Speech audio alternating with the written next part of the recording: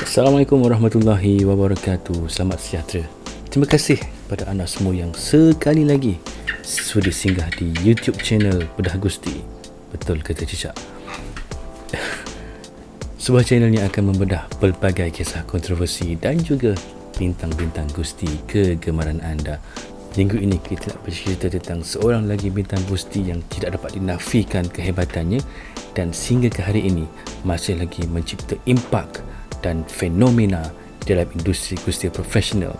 Siapakah yang kita nak ceritakan?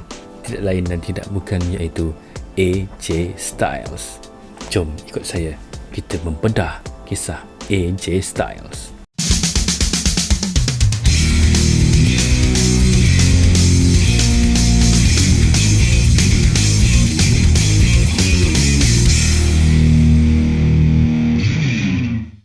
Apabila menyebut tentang AJ Styles, sudah pastinya kita akan terbayangkan aksi-aksi high-flying hebatnya dengan phenomenal forearms-nya, dengan styles clash-nya dan pelbagai lagi aksi-aksi menarik yang beliau pertontonkan. Tidak dapat dinafikan AJ Styles merupakan seorang bintang bukan WWE yang telah berjaya mencipta satu legasinya yang tersendiri walaupun laluan asal kerjanya bukan berasal dari WWE. Alan Neil Jones yang merupakan nama sebenar AJ Styles lahir pada 2 Jun tahun 1977. Beliau terkenal sebagai seorang TNA Originals apabila bergusti di syarikat tersebut dari tahun 2002. Sejak awal kemunculan syarikat tersebut sehinggalah ke tahun 2014 dan kemudian bergusti di New Japan Pro Wrestling dan akhirnya memilih untuk beraksi di WWE. Alan Neil Jones lahir di Marine Corps Base Camp di Jacksonville, North Carolina. Akhirnya anak kepada Ashkar jugalah dia ni. Tetapi malangnya beliau membesar dalam suasana keluarga yang kurang kondusif apabila beliau dianugerahkan seorang bapa yang agak cacah marba iaitu alkoholik dan juga suka mendera anak-anaknya. Kemiskinan, kedaifan yang dialami oleh keluarga AJ Styles ini menyebabkan AJ pada waktu kecilnya tidak mampu untuk menonton gusti kerana ahli keluarga mereka tidak mampu untuk menyediakan saluran TV kabel. Tapi itu tidak menghalangnya untuk berjaya.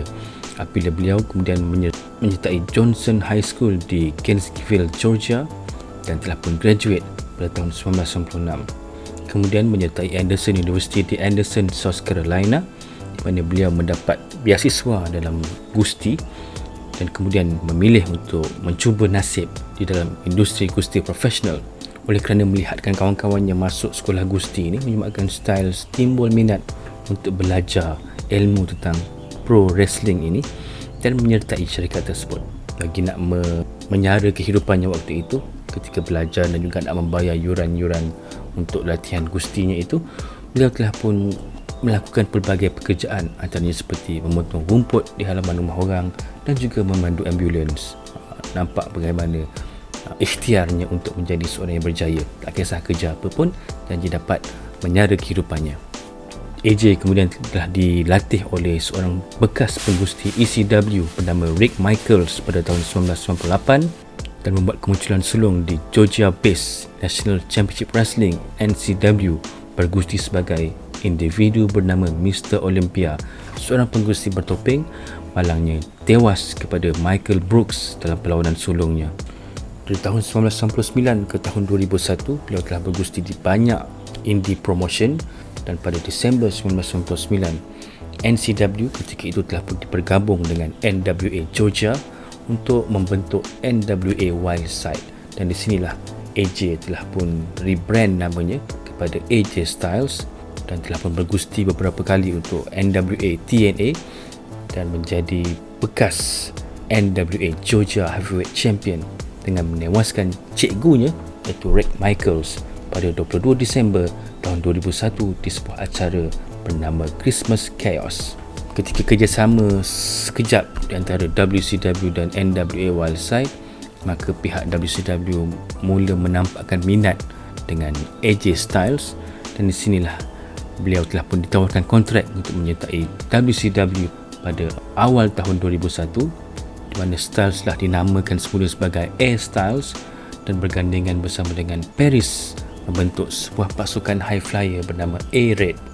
Di sinilah mereka telah pun menyertai kejohanan dan terlibat dalam satu division baharu di WCW bagi merebut kejuaraan WCW Cruiserweight Tag Team. Tapi malangnya mereka tak berjaya kerana akhirnya tewas kepada Alex Skipper dan Kid Romeo. Mac 2001, macam kita tahu, WCW terpaksa tutup kedai dan dibeli oleh WWE. Jadi ramailah bintang yang dibawa masuk ke WWE ketika itu. Tapi malangnya AJ Styles tertinggal kereta api dan tidak dibawa masuk dalam ramai-ramai itu kerana mungkin pihak WWE terlepas pandang. Jim Ross dalam podcastnya Ross Report pernah mendedahkan bahawa beliau ketika itu berasa agak terkilan dan ralat kerana terlepas nama AJ Styles, kerana tidak menyangka budak muda ini merupakan satu prospek yang sangat cerah, dan kalau tidak mungkin AJ Styles kalau dibawa masuk ketika itu akan terus mencipta kejayaan setara dengan bintang-bintang hebat lain seperti Cena, Orton dan sebagainya. Pada 9 Julai 2001, Styles telah pun diberikan peluang untuk try out dengan WWE bila menentang cikgunya juga, iaitu Rick Michaels, untuk satu rakaman di Raw. Tapi malangnya, walaupun Styles menang dalam perlawanan tersebut, beliau tidak ditawarkan sebarang kontrak, dan beliau membuat 2 lagi kemunculan untuk WWE pada tahun 2002 untuk episod Metal. Metal ni kira macam sebuah show untuk jobber-jobber lah, macam Jack, Sunday Night Heat dan sebagainya. Tapi tewas kepada The Hurricane, dan kemudian muncul satu lagi di acara SmackDown pada 27 Januari tahun 2002 dengan menewaskan Rico Constantino. Oleh kerana aksi yang bertenaga dan mengagumkan dipamerkan oleh Styles dalam kedua-dua perlawanan ini, maka WWE menawarkan kontrak untuk Styles. Tetapi syaratnya, Styles perlu berpindah ke Cincinnati, Ohio, di mana di sinilah terletaknya Heartland Wrestling Association atau HWA, yang merupakan pusat pembangunan bakat atau grooming bakat-bakat baru di WWE untuk kawasan Ohio. Tetapi AJ menolak dengan baik kerana ketika itu isterinya sedang dalam usaha untuk memasuki college untuk bergelar seorang guru. Jadi oleh kerana tak mahu berpisah dengan isterinya, maka Styles menolak tawaran tersebut dan memberikan tumpuan kepada ahli keluarganya. Pada Mei 2002, AJ Styles telah pun menandatangani non-exclusive kontrak bersama dengan Total Non-Stop Action Wrestling, di mana beliau telah pun muncul di PPV pertama di TNA bergandengan bersama Loki dan Jerry Lynn, tetapi tewas kepada The Flying Elvises, iaitu Jimmy Yang, Joey Estrada dan Sonny Siaki.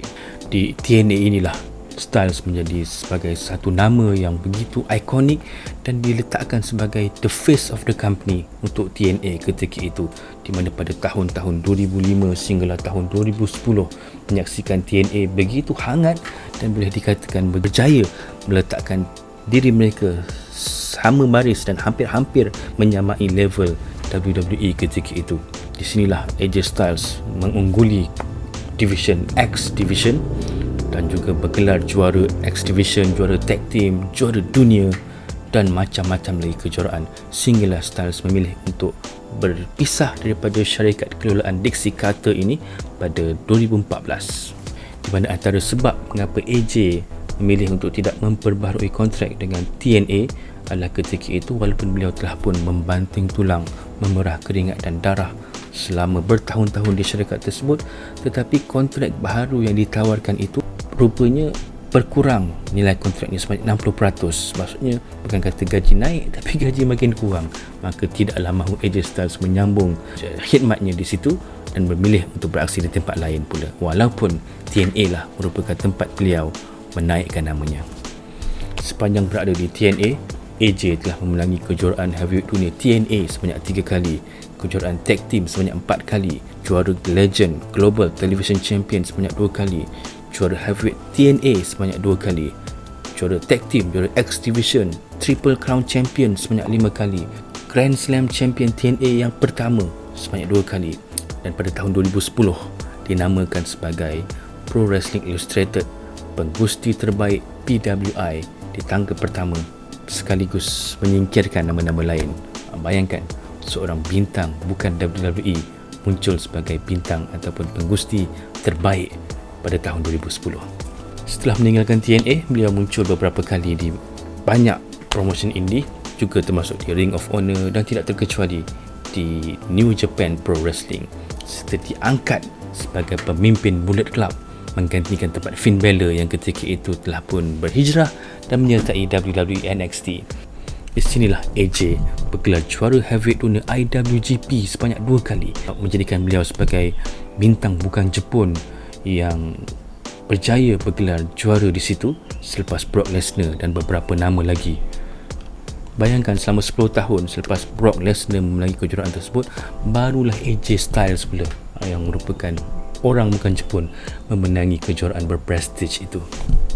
Dan di acara Royal Rumble 2016 menyaksikan kemunculan pertama AJ Styles sebagai surprise entrance di tempat ketiga. Dia sesuatu momen yang sangat diingati dan membuatkan ramai melonjak kegirangan pada waktu itu. Bayangkan AJ muncul dengan lagu yang orang tak pernah dengar, dengan Titantron ataupun image grafik yang membuatkan penonton tertanya-tanya. Ketika itu Roman Reigns sedang berada dalam gelanggang. Tengok memek muka Roman pun macam confused, siapa ni kan? Di mana pada ketika kemunculan AJ itu, AJ telah pun disembunyikan di dalam sebuah trailer anda bagi nak memastikan tiada siapa tahu kemunculannya. Tapi itulah boleh dikatakan sebagai satu surprise entrance ataupun debut paling memberi impak dan memorable sepanjang sejarah di WWE. Saya kira selepas kemunculan AJ di Royal Rumble, tiada lagi bintang-bintang bukan WWE yang mampu mengulangi rasa keterujaan itu seperti mana yang dicetuskan AJ. Sedikit trivia, sebenarnya lagu They Don't Want None itu sebenarnya adalah lagu asal yang nak diberikan kepada satu lagi bintang TNA yang menyertai WWE sekejap, iaitu James Storm. Tapi malangnya James Storm tidak melanjutkan kontraknya bersama NXT dan beliau memilih untuk kembali ke TNA.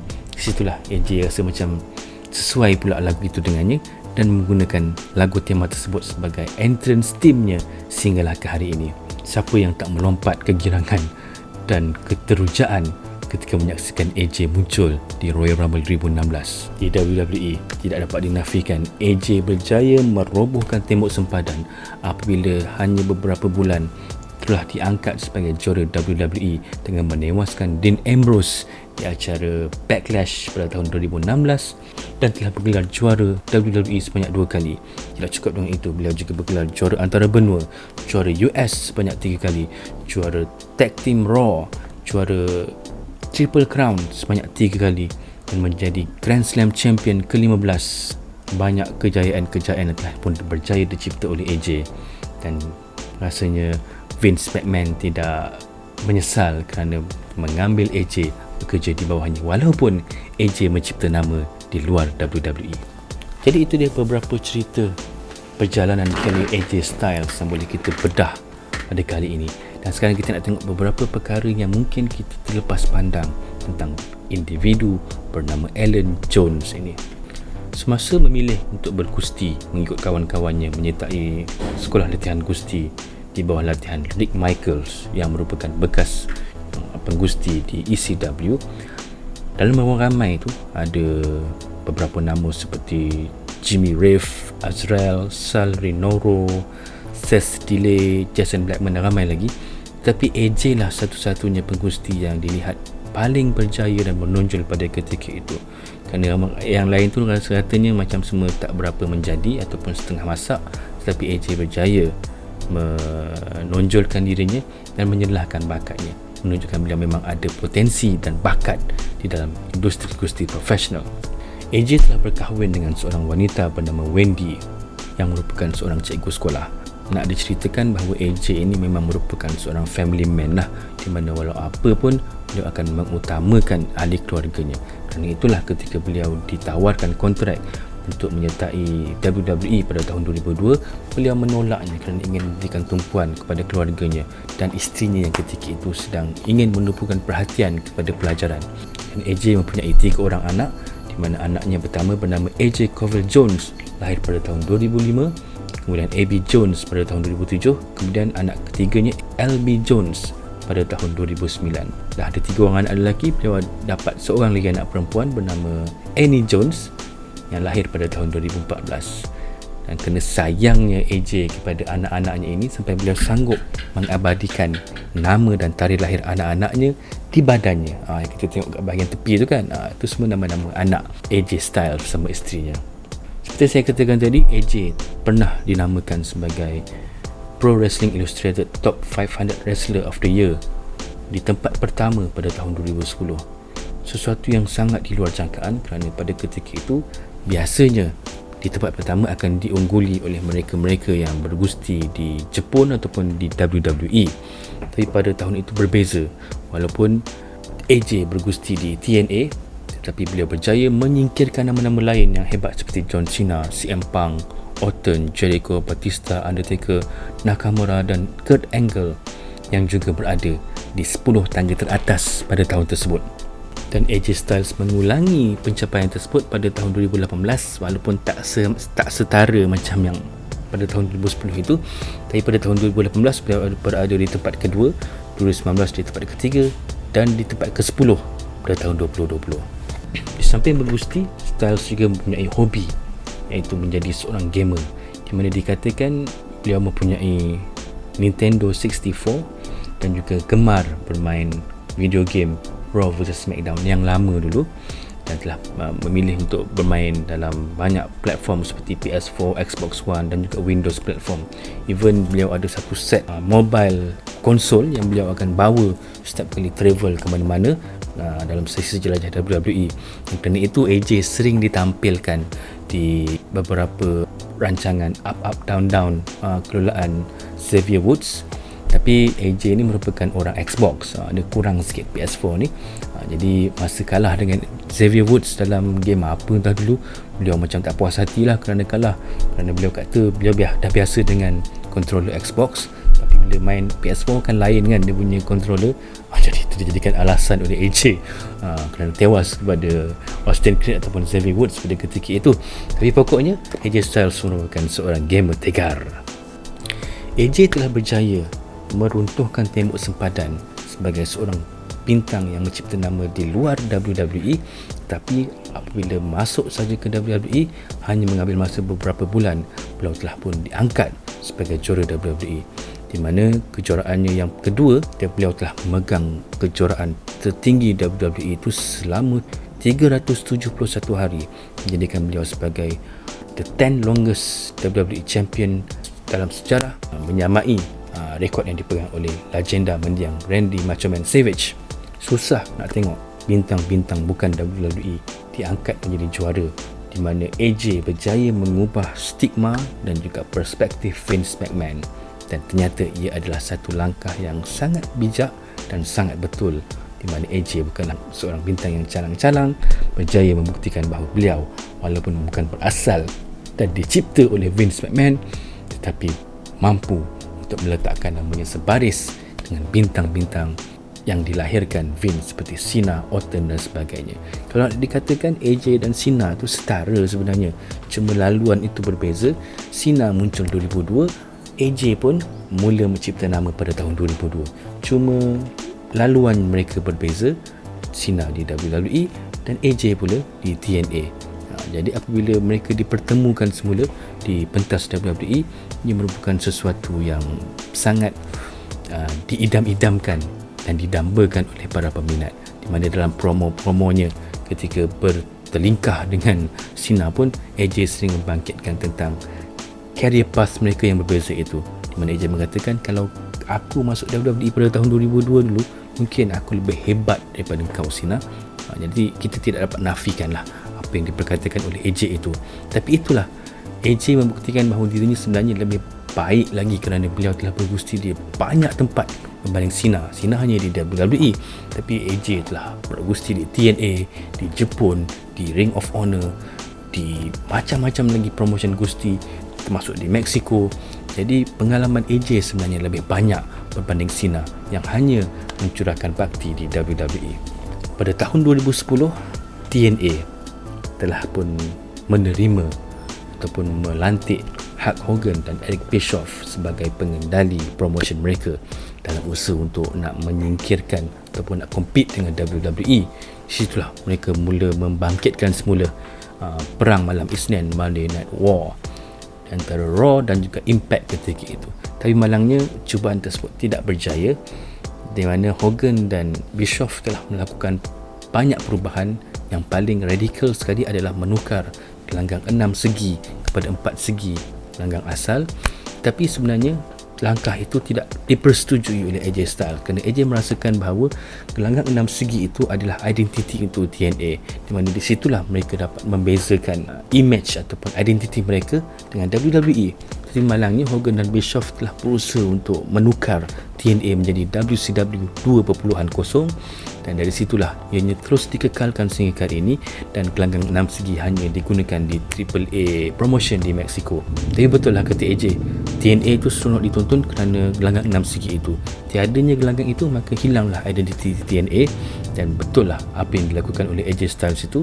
Dan akhirnya pada tahun 2014 beliau memilih untuk mengucapkan bye-bye kepada TNA dan menyertai syarikat lain, dan terus mencipta kejayaan demi kejayaan sehinggalah ke hari ini. Jadi itu dia cerita tentang AJ Styles yang boleh kita bedah pada kali ini. Diharapkan AJ akan terus mencurah bakti dan bakatnya dalam industri ini, walaupun dia telah pun berusia 40 series, tapi saya pasti AJ masih mempunyai banyak lagi yang ingin beliau capai. Tidak mustahil AJ akan terus menjadi salah seorang bintang yang dikagumi dulu, kini dan selamanya, dan dimasukkan ke dalam senarai penerima Hall of Fame pada satu hari nanti. Terima kasih kepada anda semua yang menonton. Jangan lupa like, subscribe dan share. Jumpa lagi. Assalamualaikum warahmatullahi wabarakatuh. Bye-bye.